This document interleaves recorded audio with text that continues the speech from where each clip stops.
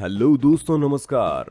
Versatile we explainer के इस video में आपका स्वागत है। मैं आपसे एक बात कहना चाहता हूं कि जिस भी नए सब्सक्राइबर ने हमारे चैनल को सब्सक्राइब नहीं किया है वो अभी से सब्सक्राइब का बटन दबा दीजिए और ऑल वाला ऑप्शन जरूर क्लिक कर देना, क्योंकि उसी से आपको नोटिफिकेशन मिलेगी। तो चलिए शुरू करते हैं। आप जब भी अपने किसी दोस्त से पूछेंगे कि उसकी फेवरेट मूवी या लव स्टोरी कौन सी है, तो ज्यादातर वर्ल्ड वाइड यही कहेंगे कि टाइटैनिक। समंदर की गहराई में रोबोट कुछ ढूंढ रहे हैं, तभी उनके सामने आता है टाइटैनिक, जो अप्रैल 1912 को डूब गया था। गले हुए इस शिप से एक लॉकर मिलता है, जिसे ये समंदर की खोज करने वाली टीम ऊपर ले आती है।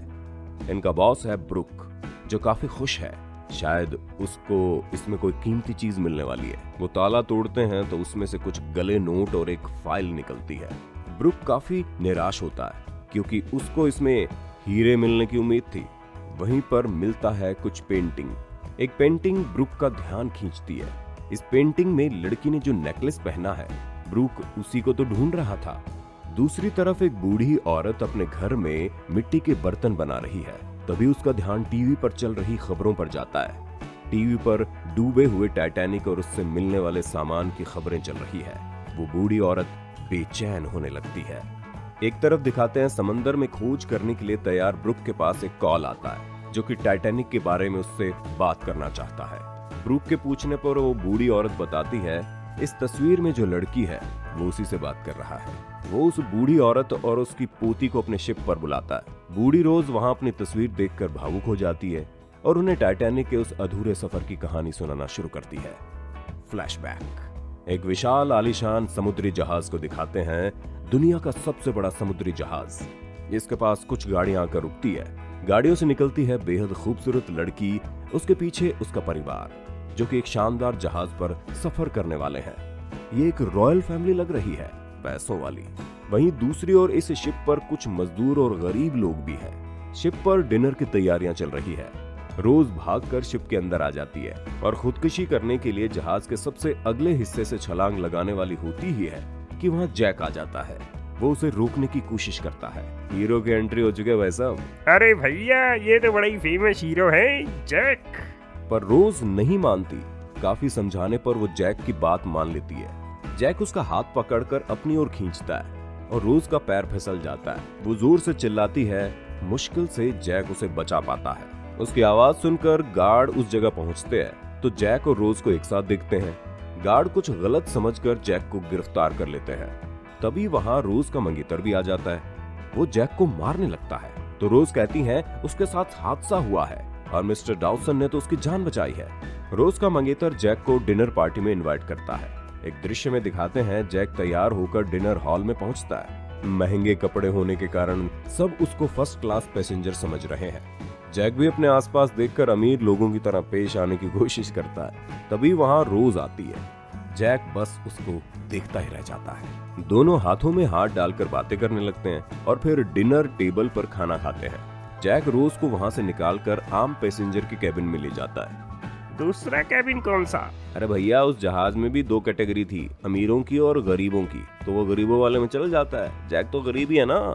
शायद वहाँ वो लोग शराब पी रहे होते हैं और नाच गाना कर रहे होते हैं। जैक रोज को नाचने के लिए बोलता है। रोज पहले तो मना करती है, पर फिर खूब मजा करती है और कहती है इतनी अच्छी पार्टी तो फर्स्ट क्लास में भी नहीं होती। सेल्डोन का मैनेजर रोज और जैक को देख लेता है। अगले दिन सेल्डोन रोज पर काफी गुस्सा करता है और रोज की माँ भी उसे काफी समझाती है। जैक छुपकर रोज से मिलने पहुंचता है तो रोज उसे वहां से जाने को कहती है। जैक शिप के सबसे अगले हिस्से पर अकेला खड़ा है।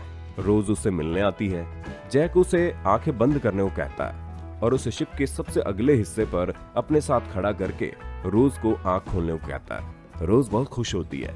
दोनों किस करते हैं। रोज जैक को अपने रूम में ले जाती है और उसको अपनी पेंटिंग बनाने के लिए बोलती है। जैक पहले तो घबराता है, फिर रोज की पेंटिंग बनाना शुरू कर देता है। अरे ये तो वही पेंटिंग है ना? हाँ, ये वही पेंटिंग है। दोस्तों, आप सोच रहे होंगे कि अब कुछ होगा, लेकिन दोस्तों नहीं। एक कलाकार अपनी कला के लिए समर्पित है इस समय तो, जब वो पेंटिंग बना रहा है। दूसरी तरफ कैप्टन को एक बर्फ नजर आती है। उसकी चट्टान छोटी सी, जो बिल्कुल शिप के सामने आ गई है। इंजन रूम में हड़कंप मच जाता है। चट्टान का एक टुकड़ा शिप के साथ टकरा जाता है शिप के निचले हिस्से में पानी भरना शुरू हो जाता है। जैक रोज को लेकर उसके रूम में पहुंचता है तो वहां पहले से ही सब उसका इंतजार कर रहे होते हैं। सेल्डोन कहता है कि उसने जो हार रोज को दिया था वो चोरी हो गया है।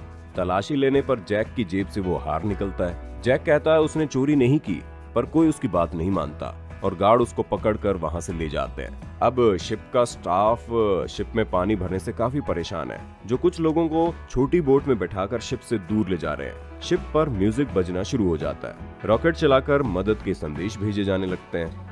रोज और उसकी फैमिली बोट में बैठने वाली होती है कि अचानक रोज को जैक की याद आती है। वो वहां से भागकर शिप के अंदर चली जाती है। पानी कमर तक आ गया है। रोज जैक को ढूंढने लगती है। हथकड़ी से जकड़ कर रखा गया है। अरे अब ये कैसे बचाएगी? इसकी चाबी तो ले गई गार्ड साहब। हाँ वीनू, जब मोहब्बत होती है तो बड़े बड़े कारनामे हो जाते हैं। कायनात भी उनका साथ देती है। वो हथौड़ा लेकर आती है और एक प्रैक्टिस के बाद उन हथकड़ियों को काट देती है। अब दोनों बाहर निकलने लगते हैं। पानी लबालब भर चुका है। अद्भुत रोमांचक दृश्य शुरू हो रहे हैं। सेल्डन अब भी रोज को ढूंढ रहा है। जैक और रोज उसको साथ मिलते हैं। दोनों के कहने पर रोज पहले लाइफ बोट से नीचे जाने को कहता है, लेकिन रोज बोट से उतरकर वापस जैक के पास आ जाती है। सेल्डन जैक पर गोली चलाता है, पर जैक रोज बच के भाग जाते हैं। अब शिप धीरे धीरे पानी में और डूबने लगा है। शिप पर हड़कंप मच जाता है। सैकड़ों लोगों के बीच से होते हुए जैक और रोज ऊपर की तरफ बढ़ना शुरू कर देते हैं। लोग जान बचाने के लिए बिना ही लाइफ जैकेट के पानी में छलांग लगा रहे हैं। दुनिया का सबसे बड़ा शिप अब डूबने वाला है। एक प्रीस्ट वहां खड़ा होकर बाइबल के होली शब्द सुना रहा है। शिप तबाह होना शुरू हो जाता है और वो दो टुकड़ों में बंट जाता है।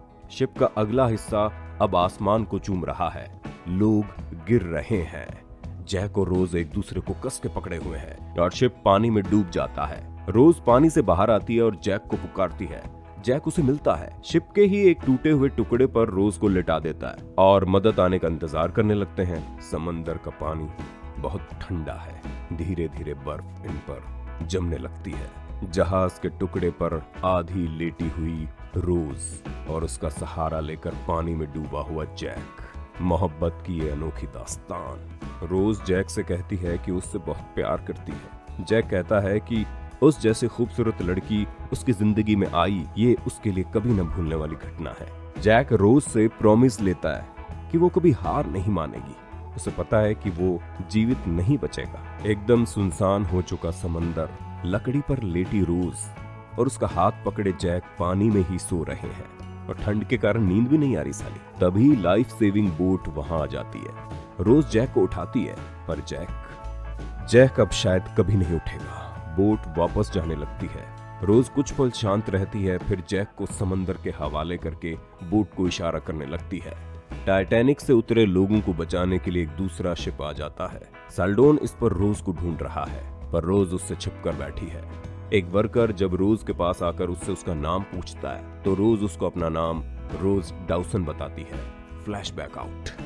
दोस्तों, मेरा भी दिल भर आया। खैर, बूढ़ी रोज को फिर दिखाते हैं। वो शिप के उसी हिस्से पर खड़ी होकर गुजरे कल की सुनहरी यादें ताजा कर रही है और अपना नेकलेस समंदर में फेंक देती है। जेम्स कैमरून ने इस फिल्म को डायरेक्ट किया था और बना डाली एक ऐसी लव स्टोरी जो हॉलीवुड की हिस्ट्री में टाइटैनिक नाम से ही मशहूर हो गई।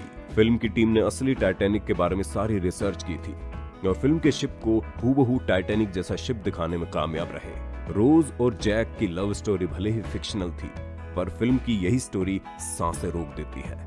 अरे यार, मजा ही आ गया। आज तो दिल से कहने को जी कर रहा है, टाइटैनिक कभी न डूबता, रोज और जैक मिल जाते। एक बेहतरीन फिल्म थी वीनू पंजाबी, जो इतने सालों बाद भी अपनी अलग पहचान बनाए हुए है। इसका नशा ही अलग है। टाइटैनिक। दैट्स ऑल दोस्तों, ये था आज का मूवी एक्सप्लेनर। और जिन्होंने मेरा चैनल सब्सक्राइब कर लिया है वो बेल आइकन को दबाकर ऑल वाले ऑप्शन को जरूर चेक कर लें कि वो दबा हुआ है या नहीं। उसी से आपको नोटिफिकेशन मिलेंगे। और जो नए सब्सक्राइबर, नए दर्शक हैं, वो तो मेरे चैनल को लाइक कर ही लें और शेयर भी कर देना। मिलते हैं नए एक्सप्लेनर के साथ और आपकी डिमांड के साथ।